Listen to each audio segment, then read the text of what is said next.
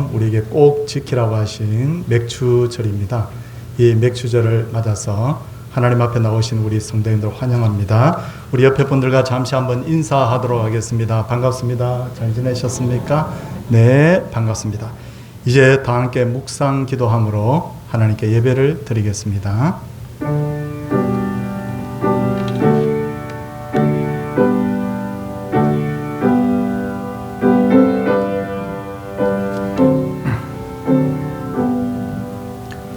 내가 노래로 하나님을 찬송하며 감사함으로 하나님을 위대하시다 하리니 이것이 소고 뿔과 굽이 있는 황소를 드림보다 여호와를 더욱 기쁘시게 함이 될 것이라. 아멘. 사도신경으로 신앙을 고백하도록 하겠습니다. 나는 전능하신 아버지 하나님 천재 창조주를 믿습니다. 나는 그의 유일하신 아들 우리 주 예수 그리스도를 믿습니다. 그는 성령으로 잉태되어 동정녀 마리아에게서 나시고 본디오 빌라도에게 고난을 받아 십자가에 못 박혀 죽으시고 장사된 지 사흘 만에 죽은 자 가운데서 다시 살아나셨으며 하늘에 오르시어 전능하신 아버지 하나님 우편에 앉아 계시다가 거기로부터 살아있는 자와 죽은 자를 심판하러 오십니다. 나는 성령을 믿으며 거룩한 공교회와 성도의 교제와 죄를 용서받는 것과 몸의 부활과 영생을 믿습니다. 아멘. 찬송 405장입니다.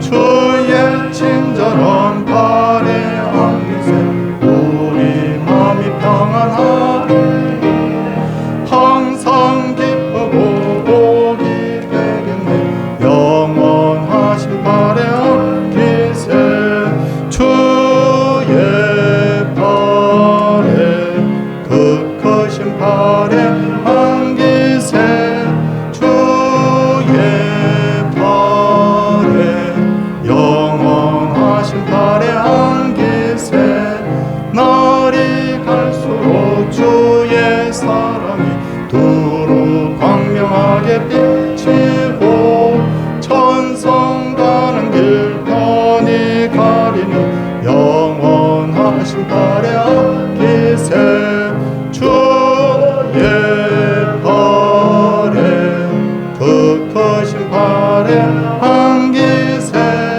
주의 발에 영원하신 발에 안기세 주의 보좌로 나아갈 때에 기뻐 찬미 소리 외치고 겁과 두려움 없어지리니 영원하신 발에 안기세 주의 발에 그 크신 발에 안기세 주의 발에 영원하신 발에 안기세.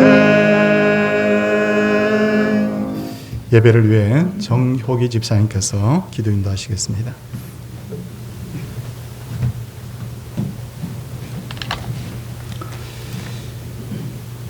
거룩하고 자비하신 아버지 하나님, 지난 반년 동안 주님의 은총으로 우리의 삶을 인도하셨고 또한 오늘 맥주 감사주일로 드리게 하심을 감사드리옵나이다. 하나님의 은혜에 감사드리며 보좌 앞으로 기쁨으로 나아가길 원하옵나이다. 이 계절에 우리의 삶이 주님의 은혜로 열매를 맺게 하여 주시옵소서. 하나님의 거룩하심으로 믿음과 소망과 사랑이 성숙하도록 은혜를 베풀어 주시옵소서. 사랑의 하나님, 이제 올해 하반기를 시작합니다. 이전 것은 지나갔지만 앞으로 우리 앞에 펼쳐질 삶을 위해 최선을 다해 살아가길 원하옵나이다. 무엇보다 주님과 동행하며 주님께서 부어주시는 은혜 가운데 살아가길 원하옵나이다. 주님의 은혜가 아니면 그 어떠한 일도 감당해 나갈 수가 없습니다. 그러므로 늘 주님을 찾을 수밖에 없는 연약한 자들이라고 고백하게 주시옵소서. 사랑의 하나님, 서울 동산길을 붙들어 주옵소서. 주님과 함께하사 성령 충만한 교회가 되게 하시고 주님의 선하신 뜻을 이루는 교회가 되게 하여 주시옵소서. 그리스도의 영으로 충만하여 사랑과 성김이 넘치는 교회가 되게 하여 주시옵소서. 또한 주일학교가 대면으로 예배드리고 있습니다. 어려운 상황 가운데서도 붙들어 주시고 인도하여 주시옵소서. 또 성경학과 수련회를 잘 준비하게 인도하여 주옵시고 코로나 일에 많은 제약이 있지만 우리 미래를 책임질 학생들이 성경학과 수련을 통하여 성령 충만함과 하나님의 임재를 체험케 하옵소서. 수고하실 교육자님들과 선생님들의 한량없는 은혜와 축복을 주시옵소서. 사랑의 하나님, 이 시간 우리 성도님들에게 기도드리옵나이다. 항상 주님의 말씀을 묵상하고 찬양하며 감사한 마음으로 살게 하시고 주님의 사랑을 입술과 삶을 통하여 온전히 드러낸 성도님들이 되게 하여 주시옵소서. 특히 병마와 투병 중에 있는 성도님들 주님의 권능으로 치료하여 주시고 상한 심령을 이루하여 주시옵소서. 이 나라 이 민족을 인도하여 주옵소서. 대통령을 비롯한 이정자들 붙들어 주옵시고 나라와 민족을 위하여 바른 정치를 하게 하시고 하나님 앞에 바로 서는 민족이 되게 하옵소서. 정치적, 경제적, 사회적으로 분열되고 또한 코로나 인하여 많은 어려움 가운데 있사오니 서로 화합하고 안정이 될 수 있도록 인도하여 주옵소서. 오늘도 주님의 복된 말씀을 들고 단위에 서신 목사님을 성령의 능력으로 강하게 붙드사 선포되는 말씀으로 우리의 심령을 불태우는 말씀이 되게 하여 주시옵소서. 주님의 말씀을 통해 성령의 은혜가 넘치는 시간이 되게 하여 주시옵소서. 또한 찬양을 드릴 정인서 집사님의 귀한 찬양을 받아 주시옵고 모든 것을 주님께 의지하고 예수님의 이름으로 기도드리옵나이다. 아멘.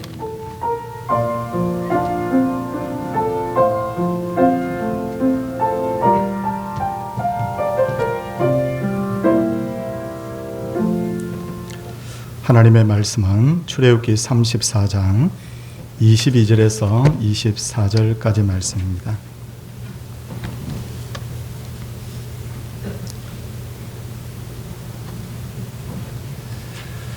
출애굽기 34장 22절에서 24절 77절을 곧 맥추의 초실절을 지키고 세말에는 수장절을 지키라. 너의 모든 남자는 매년 3번씩 주 여호와 이스라엘의 하나님 앞에 보일지라. 내가 이방 나라들을 내 앞에서 쫓아내고 내 지경을 넓히리니 내가 매년 3번씩 여호와 내 하나님을 뵈려고 올 때 아무도 내 땅을 탐내지 못하리라. 아멘. 정인수 집사님 하나님께 특송 올려드리도록 하겠습니다.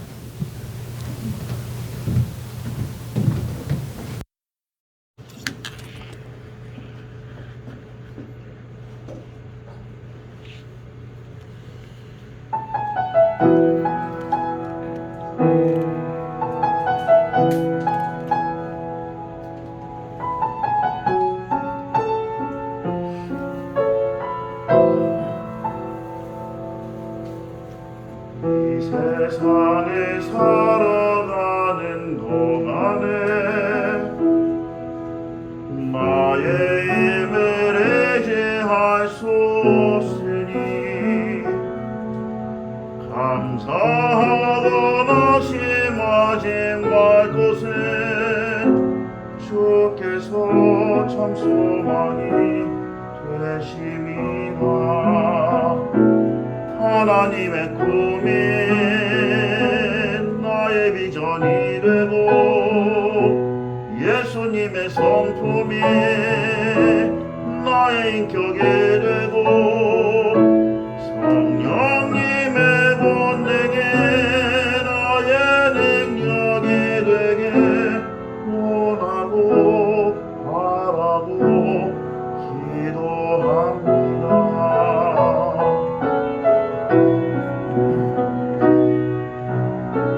세상에 살아가는 동안에 나의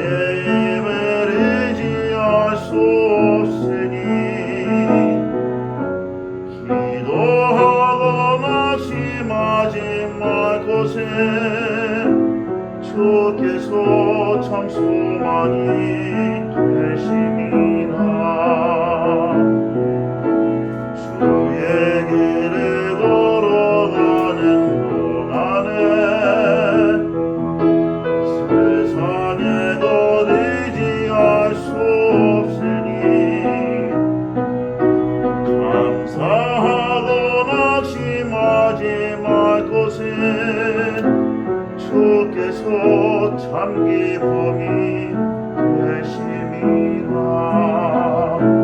하나님의 꿈이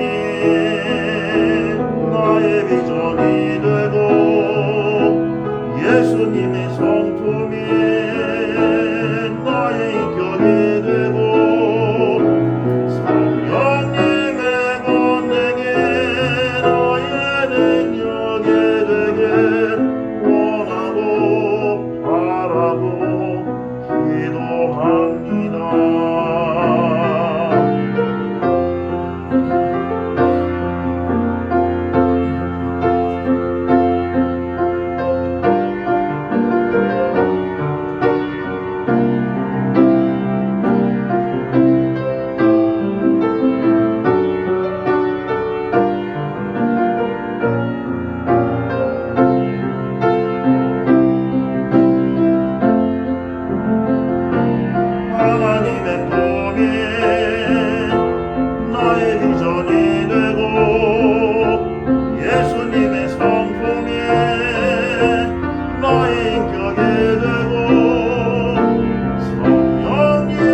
권능이 나의 능력이 되게 원하고 바라고 기도합니다. 하나님의 꿈이 나의 비전이 되고 예수님의 성품이 나의 인격이 되고 성령님의 권능이 나의 능력이 되게 원하고 바라고 기도합니다. 하나님의 꿈이 나의 비전이 되고 예수님의 성품이 나의 인격이 되고 성령님의 권능이 나의 능력이 되게 원하고 바라고 기도합니다. 하나님의 꿈이 나의 비전이 되고 예수님의 성품이 나의 인격이 되고 성령님의 권능이 나의 능력이 되게 원하고 바라고 기도합니다. 원하고 바라고 기도합니다. 원하고 바라고 기도합니다.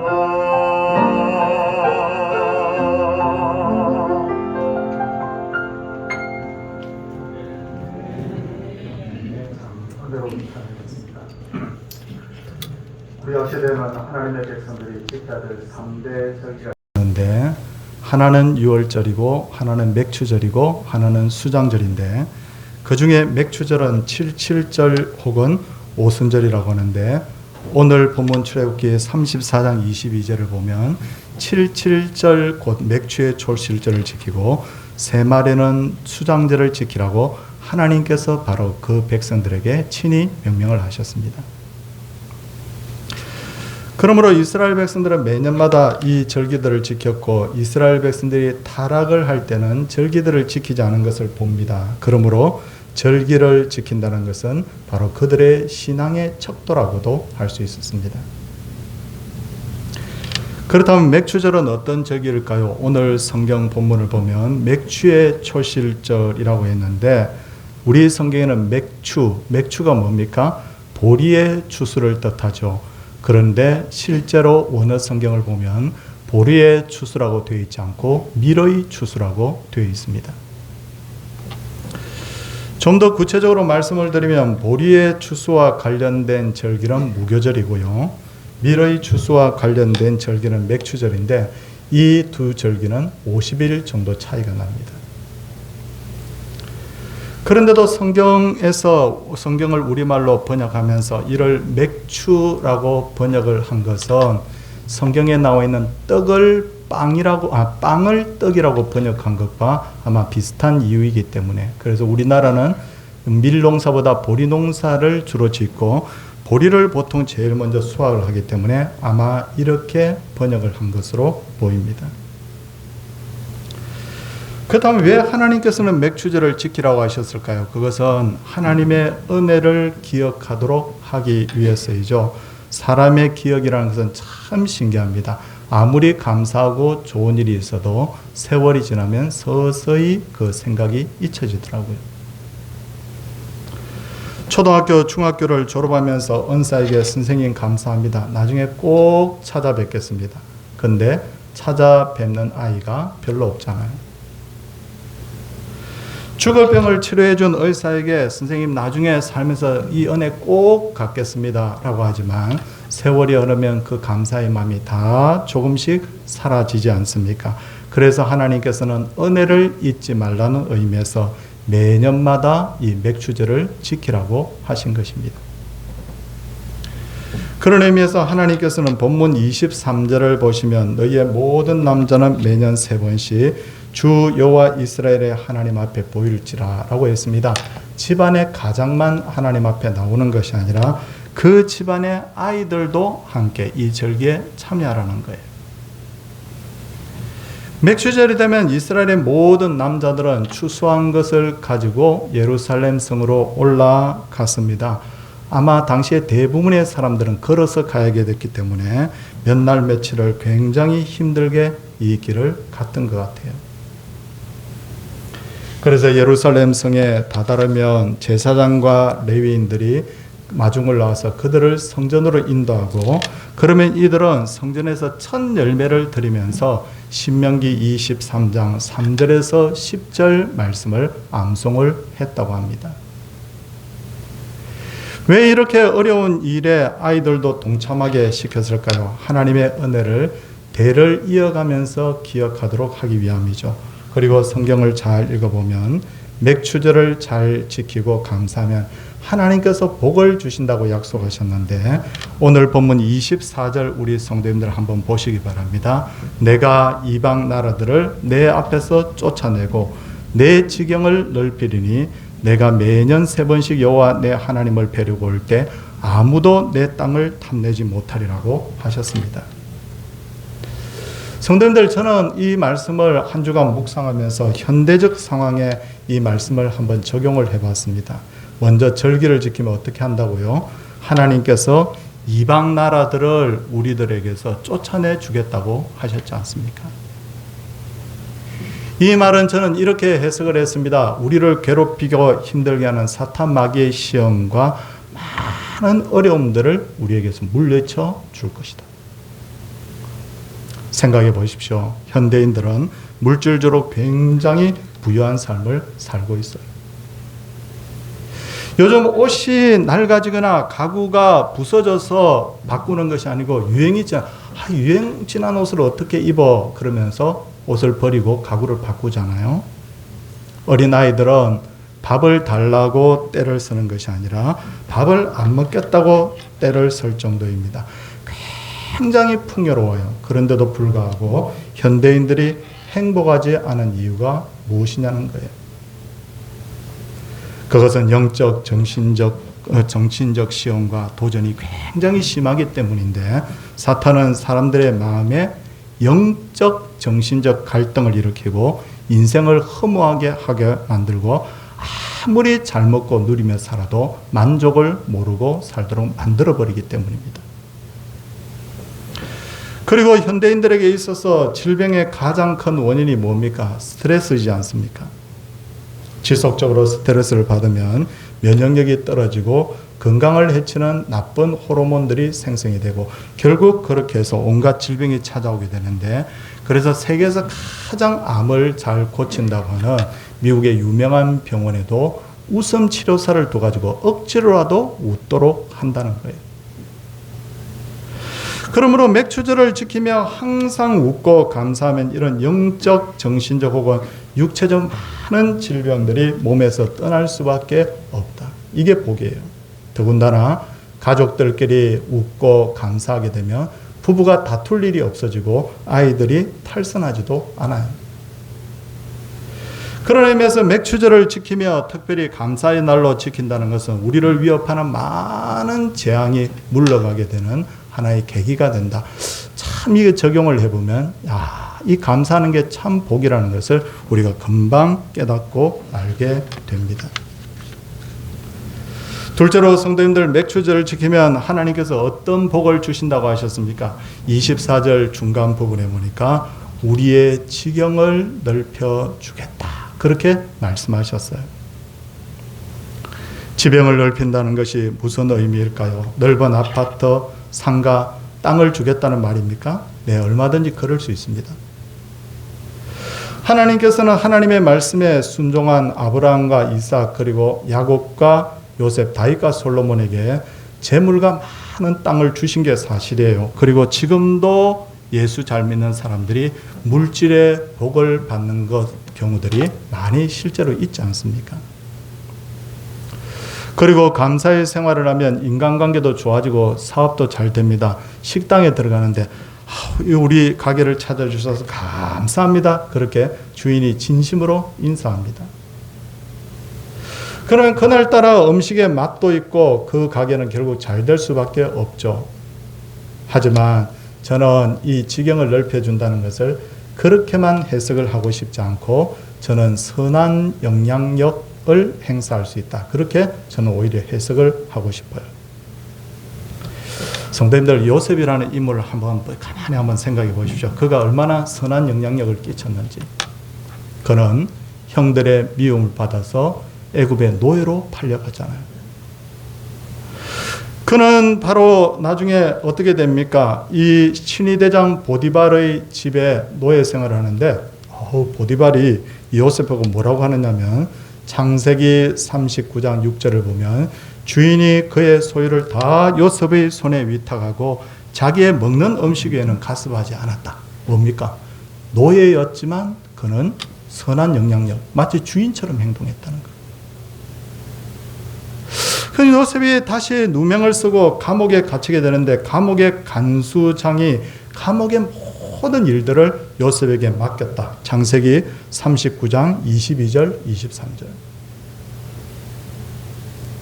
그리고 요셉은 나중에 애굽의 바로를 만났는데, 바로 역시 이 요셉에게 뭐라고 말하느냐면, 성도님들 잘 한번 들어보십시오. 너는 내 집을 다스리라. 내 백성이 다 내 명령에 복종하리니 내가 너보다 높은 것은 내 왕자뿐이라. 지위는 노예고, 지위는 비록 죄수이고, 지위는 비록 왕 밑에 있는 그런 총리였지만 선한 영향력을 행사하는 거예요. 맥추절을 지키면 하나님께서 이와 같이 우리의 지경을 넓혀준다는 거예요. 셋째로, 이 맥추절을 지키면 어떤 복을 주시느냐. 세 번째 보니까 아무도 우리의 땅을 탐내지 못하게 하겠다, 그렇게 말씀하셨어요. 오늘날 가정의 평화를 위협하는 세력들이 얼마나 많아요. 한번 생각해 보세요. 엄난한 문화와 잘못된 가치관들 때문에 흔들리는 가정들이 굉장히 많습니다. 그런데 어떻게? 감사하게 되면 그게 물러가요. 세상에 얼마나 사고가 많고 위험합니까? 일이 잘못되면 한순간에 평생 내가 모은 재산이 다 달아날 수도 있지 않습니까? 그런데 맥추절을 지키며 감사하는 자들에게는 하나님께서 이와 같은 위험을 피해 가도록 하나님께서 은혜를 베푸신다는 거예요. 기억하십시오. 세 가지. 생각해 보면 우리의 인생들의 대부분의 것들이 감사의 제목입니다. 하지만 그냥 아무 생각 없이 살면 내 인생에서 감사할 것이 별로 없는 것 같아요. 목사님, 내가 감사할 게 뭐가 있나요? 근데 꼽아보고 생각해보고 기도하면서 묵상해보면 감사할 것들이 얼마나 많은지 몰라요. 근데 우리나라는 예로부터 잘못된 양반 문화가 있어서 감사한 일이 있어도 자기의 마음을 잘 표현하지 않는 것을 미덕으로 여겼죠. 어렸을 때 경험한 것은 두 가지 보게 되는데, 하나는 뭐냐면 밥상에서 밥을 먹고 있는데 말하지 마, 밥만 먹어. 밥 먹으면서 떠드는 거 아니야. 또 하나 조금 성장해서 지켜보니까 부부 사이에도 사랑한다는 말을 잘 하지 않더라고요. 그걸 꼭 말로 해야 되느냐고. 그런데 주님께서는 감사를 행동으로 표현하기를 원하시는 거예요. 그래서 성경에 가장 많이 나오는 단어 중에 하나가 뭐냐면 뭐겠어요? 감사하라. 감사라는 단어예요. 그렇다면 어떻게 하면 우리의 삶이 감사로 충만할 수 있을까요? 어떻게 하면 충만할 수 있을까? 첫째는 세상을 보는 나의 생각과 눈이 변화가 돼야 돼요. 전에 말씀드렸지만 한 번 더 그냥 은혜롭게 들어주시기 바랍니다. 우산 장사와 집신 장사를 둔 어머니에 대한 이야기 기억하시죠? 어느 할머니에게 아들 2명이 있는데 큰 아들은 우산을 팔고 작은 아들은 집신을 팝니다. 비가 오면 할머니가 우리 둘째 아들 집신 못 팔아서 어떡해? 걱정이. 날이 맑으면 어떻게 합니까? 우리 큰아들 우산 못 팔아서 어떡해? 1년 360일 계속 이렇게 걱정, 염려만 하고 있는 거예요. 그런데 이 할머니가 2탄입니다. 예수 믿게 됐어요. 교회 와서 설교를 듣는데 목사님이 범사에 감사하라는 설교를 했는데 그날따라 그 설교가 참 은혜롭게 들렸습니다. 그래서 할머니는 그날부터 생각을 바꾸기로 합니다. 비가 오면 우리 큰아들 우산 잘 팔아서 좋겠네. 날이 맑으면 우리 둘째 아들 집신 장사 집신 잘 팔아서 좋겠네. 생각 하나 바꿨을 뿐인데 1년 360여일이 전부 다 감사의 제목이 되더라는 거예요. 저는 이것을 이런 식으로 한번 적용을 해봤습니다. 아이가 말썽을 부려요. 하나님 어떻게 말씀 부리는 저 아이, 맨날 돌아다니면서 말씀 부리는 저 아이 왜 주셨습니까? 근데 생각을 바꾸는 거예요. 하나님 그래도 건강하니까 말씀 부리고 돌아다니는 거지. 그렇죠? 그렇게 감사가 되는 거예요. 유명한 성경 주석가인 메투엘이는 어느 날 밤길을 가다가 강도를 만나서 죽도록 매를 맞고 가진 것을 모두 빼앗기고 기다시피 해서 집으로 돌아왔는데 화도 나고 억울한 마음을 겨우겨우 진정시키고 하나님 앞에 기도하기 시작합니다. 왜 있는 일이 일어났느냐고. 그런데 기도하면서 깨달아진 거예요. 그런 4가지 감사의 기도를 그 순간에 하게 됩니다. 하나님, 매는 맞고 돈은 빼앗겼지만 생명 빼앗기지 않은 것 감사합니다. 그 말이 맞죠? 2번째는 이렇게 감사합니다. 하나님, 제가 강도를 만나서 비록 고생을 했지만 내가 강도 되지 않은 것 감사합니다. 맞잖아요. 3번째, 하나님, 제가 평생을 살면서 하나님께서 나를 지켜주신다는 것을 제대로 깨닫지 못했는데 이 일을 통해서 하나님의 보호하심이 얼마나 귀하다는 걸 알게 됨을 감사합니다. 맞죠? 마지막 감사는 그는 이렇게 했습니다. 하나님, 제가 설사 강도에게 맞아 죽었다고 하더라도 언제든지 예수 믿고 천국 갈 수 있으니 감사합니다.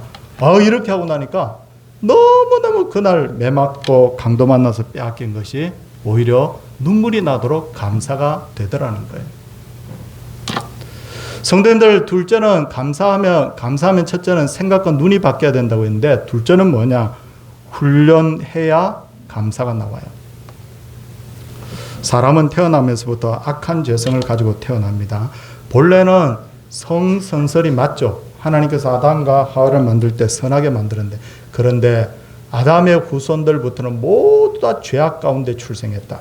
다윗이 그렇게 고백했지 않습니까? 인간은 태어나면서부터 악한 죄성을 가지고 태어납니다. 그렇기 때문에 저희 아이들도 유치원 보내봤는데 보니까 유치원에서, 제가 유치원 원장님하고 잘 아는 사이였거든요. 그래서 원장님, 제가 웃으면서 그랬어요. 유치원에서 욕을 가르칩니까? 그랬더니 무슨 말이에요 목사님? 그래.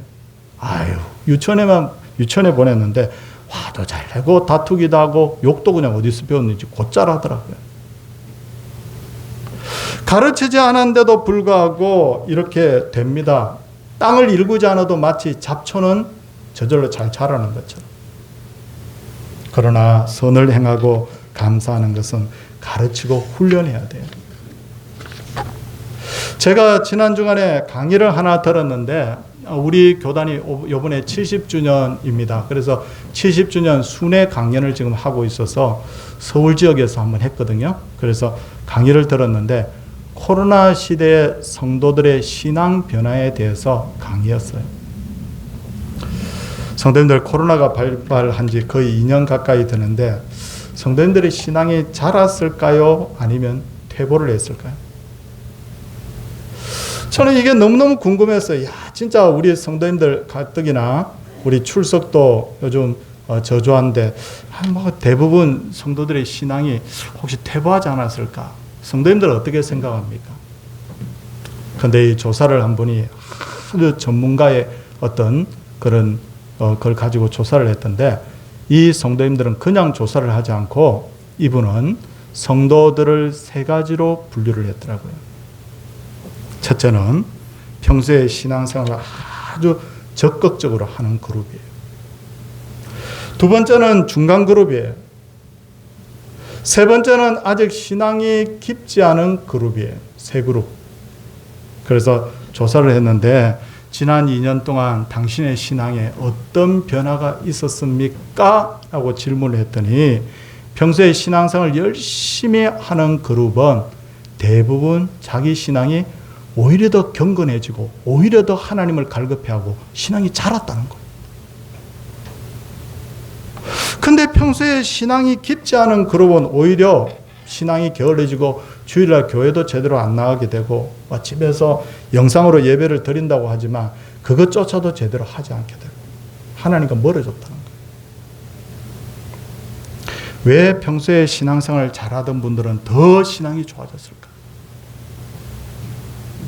위기를 만나니까 더 기도하는 거, 더 하나님 앞에 엎드리는 거, 더 하나님의 말씀을 갈급해하는 거. 그에 반해서 신앙이 평소에 없었던 것은, 코로나 때문에 몇 주 교회 안 나가다 보니까 이제는 교회 나가는 것 자체가 오히려 어색해져 버려요. 성도님들, 저는 감사도 마찬가지라고 생각해요. 감사가 평소에 생활화된 사람은요, 어떤 걸 당해도 이걸 감사의 제목으로 해석을 해요. 근데 이 감사의 마음이 평소에 잘 없는 사람, 불평 잘하는 사람은 웬만큼 어려운 일이 일어나도 무조건 일단 불평하고 보는 거예요. 이게 참 우리에게 시사하는 바가 저는 많다고 봅니다. 저도요, 어려움 당하면 불평하더라고요. 근데 제가 불평하려고 하면 아니야, 하나님 은혜 주세요, 제 말과 생각을 바꿉니다. 성도님들, 더군다나 감사하는 사람에겐 자꾸 감사할 일이 생기는데, 그러므로 힘든 일이 있으면 억지로라도 우리 감사하는 거예요. 하나님 감사합니다, 하나님 감사합니다. 그렇게 딱 억지로라도 내가 감사해야지 하는 순간 어떻게 되느냐면, 내가 이런 사람이어서 나 참 괜찮은 사람이었구만, 이렇게 성도님들 감사하는 자기 자신을 경험하게 될 줄 압니다. 사도행전 16장을 보면 바울과 실라는 복음을 전하다가, 성도님들 이 16장 읽어보시면 복음 전하다가 선행을 합니다. 그것 때문에 누명을 쓰고 결국 감옥에 갇힙니다. 억울하잖아.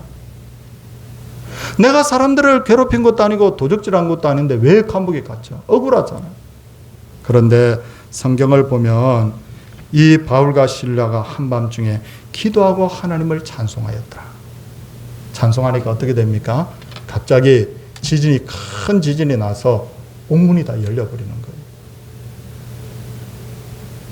자기 마음대로 뛰쳐나올 수 있지 않습니까? 그런데 보니까 그 암흑을 지켜 있던 간수가 죄수들이 다 달아난 것을 착각하고 자결하려고 하거든요. 그때 바울과 실라가 뭐라고 외칩니까? 우리가 잘 아는 성경 구절이에요. 주 예수를 믿으라. 그리하면 너와 내 집이 구원을 얻으리라. 그래서 그 간수의 집에 초대를 받아서 그 간수뿐만 아니라 성경을 읽어보시면 간수와 그 가족들 전부 다가 다 예수 믿게 되는 거예요. 저는 이걸 이렇게 한번 생각해 봤어요. 바울과 실라가 억울하게 감옥에 갇혔을 때, 억울해요 하나님, 왜 내가 잘못한 것도 없는데 이런 일이 일어났나요? 밤새도록 불평하고 원망했더라면 이들에게는 이런 기적이 나타나지 않았을 거예요. 혹시 고난이 있습니까? 성경 구절 하나 읽어드리겠습니다. 우리가 알거니와 하나님을 사랑하는 자 곧 그의 뜻대로 부르심을 입은 자들에게는 모든 것이 합력하여 선을 이루느니라. 우리가 알거니와 하나님을 사랑하는 자 곧 그 뜻대로 부르심을 입은 자들에게는 모든 것이 합력하여 선을 이루느니라. 이 말씀을 굳게 붙들고 어떤 상황 속에서도 우리가 어떤 고난 속에서도 하나님을 신뢰하고 우리 감사할 수 있는 성도들이 되기를 바랍니다. 끝으로 맥추절은 어떤 날입니까? 성도님들, 맥추절의 다른 이름이 뭐라고 그랬죠? 이 맥추절의 다른 이름이 뭡니까? 7.7절 말씀드렸잖아요. 근데 맥추절의 또 다른 이름 중에 하나가 뭐냐면 오순절. 우리가 근데 찬송합니다. 오순절 거룩한 성령께서죠. 그렇죠? 뭡니까? 신약 성경 사도행전을 읽어보면 예수님께서 약속하셨던 보혜사 성령께서 바로 이 맥추절에 바로 이 땅에 오신 거예요. 그래서 저는 이 성경을 이런 부분을 이렇게 해석합니다. 자꾸 이 맥추절에 하나님 앞에 감사하고 감사하니 하나님께서 가장 좋은 것을 너에게 주시리라. 가장 좋은 것이 뭡니까? 성령님이 이 땅에 오신 것. 그래서 가장 좋은 선물 받은 날이 바로 이 맥추절인 거예요. 성도님들, 어떤 분들은 이렇게 말합니다. 아, 맥추절이 있고 추수감사절이 있고 차이가 뭐냐고. 맥추절은요, 어떤 날이냐면 이제 보리 추수부터 시작해서 50일 동안 쭉 추수가 이루어지면서 밀추수까지가 이제 맥추절이 되는데, 이 맥추절에는 어떤 일이 있느냐면 이제 과일이 익어가기 시작해요.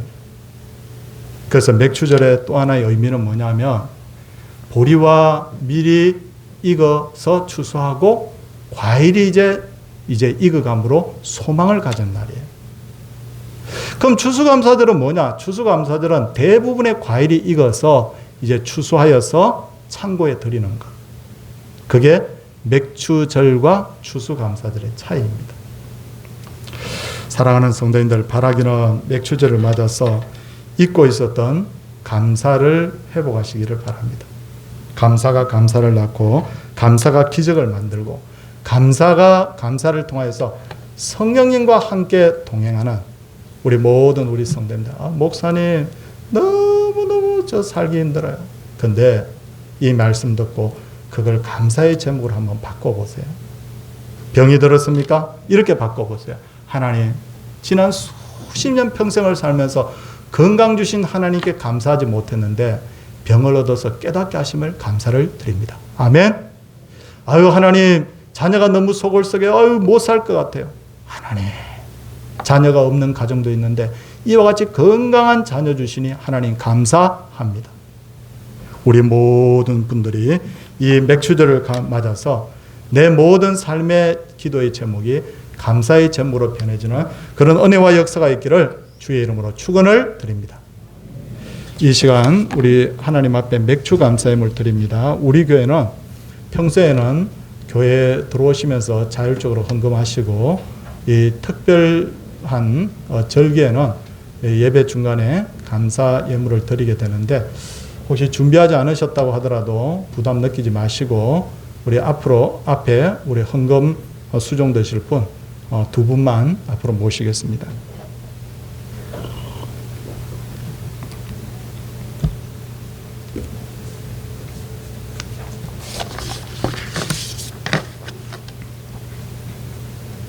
기도하겠습니다.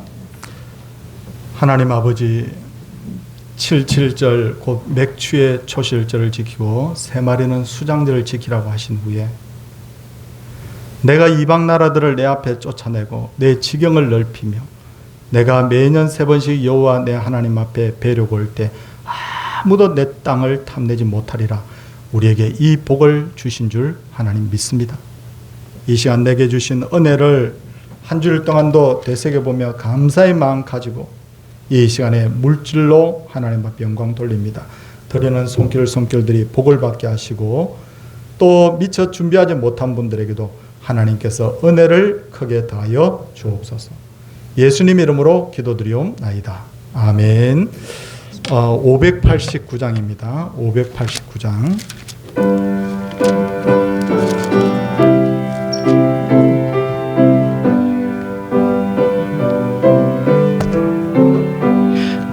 넓은 들에 익은 곡식 맑은 물결 뒤치며 어디든지 태양빛에 향기 진동하도다.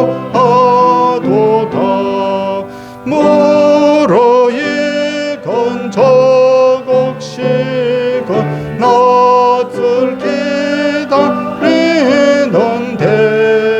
때가 지나가기 전에 어서 추수합시다.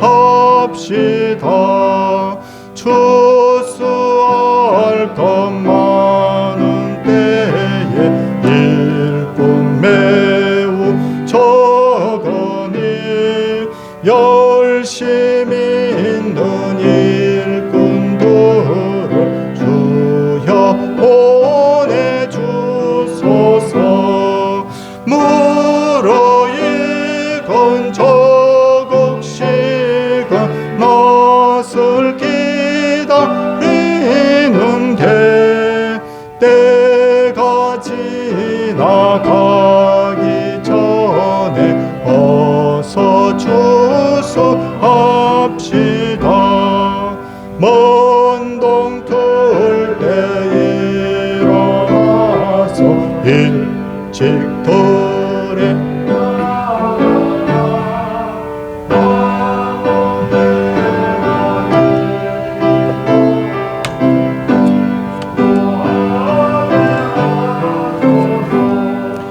물어 익은 저 곡식은 낯을 기다리는데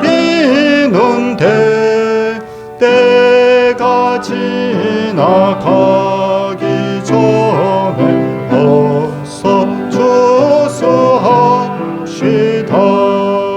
거둬들인 모든 알고 전국 찾고 드리누 주가 베풀 잔치자리 우리 참여하겠네.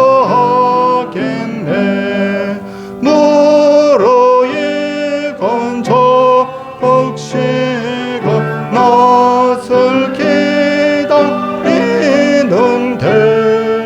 때가 지나가기 전에 어서 추수합시다.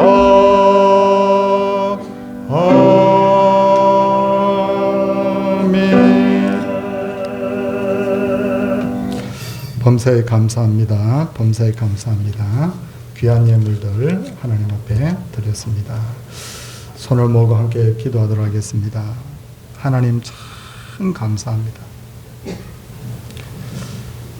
공짜로 이 땅에 올 때 생명을 얻었음에도 감격하지 못했고, 태어나서 성장하고 성인이 될 때까지 참 건강하게 성장을 하고 살았는데도 하나님 이것이 은혜인 줄을 잘 몰랐고, 내가 예수 믿고 이렇게 하나님 살아가며 가정을 일구고 살아가는 것도 하나님의 은혜인 줄 몰랐고, 내 삶에 문제가 생기니 그때서야 이것이 하나님의 은혜였군요. 건강이 하나님의 은혜였군요. 하나님, 예수 믿는 것이 하나님의 은혜였군요. 라고 하면서 우리가 그때서야 깨닫는 그런 부족하고 어리석은 존재들입니다. 이 시간에 우리의 생각과 우리의 세상 보는 눈이 달라지게 하소서. 너희는 감사하라 감사하라 수백 번을 주님께서 우리에게 말씀하셨는데 이 말씀이 우리의 마음을 움직이게 하시고, 그래서 우리가 진짜 감사의 사람들이 될 수 있도록 하나님 은혜 베풀어 주옵소서. 주님, 이 시간에 반드시 기적이 나타날 줄 믿습니다. 문제가 있는 가정에서 오히려 감사하면 그 가정의 문제가 해결되고, 질병으로 고생하는 분이 오히려 감사하면 하나님께서 치유의 기적이 나타나게 하시고, 하나님 눈물을 흘리며 하나님 앞에 하소연했던 많은 기도의 제목들도 하나님 앞에 감사하면 기적으로 모든 것이 회복될 줄로 믿습니다. 감사하는 자에겐 반드시 더하여 주시는 은혜가 있는 줄 주여 믿사오니, 오늘 이 짧은 말씀이지만 이 말씀대로 느끼고 이 말씀대로 믿어져서 우리의 삶이 결단하고 달라지는 변화되는 삶이 되게 하여 주시옵소서. 사랑의 주님, 이 시간에 하나님 앞에 귀한 예물들 드렸습니다. 어떤 이는 11조를, 어떤 이는 맥주 감사예물과 감사예물, 어떤 분은 하나님 앞에 건축예물, 전도 선교예물, 주정예물 하나님 앞에 정해진 대로 구별하여 주 앞에 드렸는데, 드린 모든 손길들이 하나님 앞에 은혜 누리게 하시고, 또 너무 가정이 어려워서, 형편이 어려워서 드리지 못한 분들에게도 하나님께서 동일한 은혜로 채워 주시옵소서. 우리 교회가 감사하는 교회 되기를 원합니다. 우리 성도님들 가정에 감사의 기적이 나타나기를 원합니다. 맥추절에 하나님을 더 깊이 생각함으로 우리의 삶에 놀라운 감사의 열매들이 주렁주렁 나타나게 하여 주옵소서. 주 예수 그리스도의 은혜와 하나님의 놀라우신 사랑과 성령의 감화 교통하심의 역사가 주의 백성들 위에 이제로부터 영원토록 함께 있을지어다. 아멘.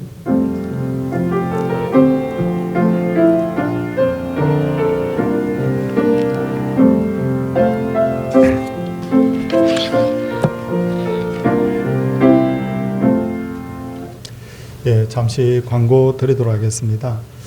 성도님들께서 기도해 주신 덕분에 우리 목인자 집사님 수술 잘 끝내고 퇴원을 하셨고요. 오늘 맥주 감사 주일인데 우리 떡을 조금 준비를 했어요. 우리 나화경 권사님 가정에 우리 손주 우리 100일이랍니다. 그래서 나 권사님 가정에서 성도님들께 떡을 대접한다고 하니 하나씩 받아가시고요. 아시죠? 교회 안에서는 절대 드시면 안 돼요. 가정에서 드시고 우리 축복해 주시기 바랍니다. 코로나 백신 접종하신 분들 많이 알려주셔서 너무 감사해요. 다 명단을 작성이 될 때까지 알려주시면 감사하겠습니다. 신앙 간증을 한번 써보라고 했는데 지금 한 분이 저한테 주셨어요. 그래서 저도 한번 읽어봤는데 참 은혜가 되더라고요. 한번 하나님 앞에 신앙 고백이다라고 생각하고 우리 하나씩 꼭 한번 기록해 주시길 바랍니다. 이제 7월 달부터 여름 성경학교가 시작이 되고 수련회도 시작이 됩니다. 날짜 한번 쭉 보십시오. 예전처럼 막 교회에서나 혹은 다른 곳에 숙식을 해가면서 할 수가 없어요. 그래서 이번에는 교회에서만 수련회 성경학교를 하는데, 성경학교 수련회 마치면 교회 안에서 음식물 먹는 것도 없고 교회에서 체류도 하지 않습니다. 돌아가서 바깥 식당에서 또 식사도 하고 가정에서 또 돌아가서 그렇게 하고 그렇게 합니다. 하루에 그 시간이 굉장히 짧은 시간을 하기로 했어요. 그렇지만 그냥 자꾸 넘어가면 결국 이런 게 다 잊혀지잖아요. 그래서 하기로 했는데 안전하고 은혜로운 그런 성경학교 수련이 될 수 있도록 우리 기도 부탁드립니다. 성도들, 지난 주간에 우리 젊은 분들 오셨다고 제가 인사드렸는데 성학 씨 있죠?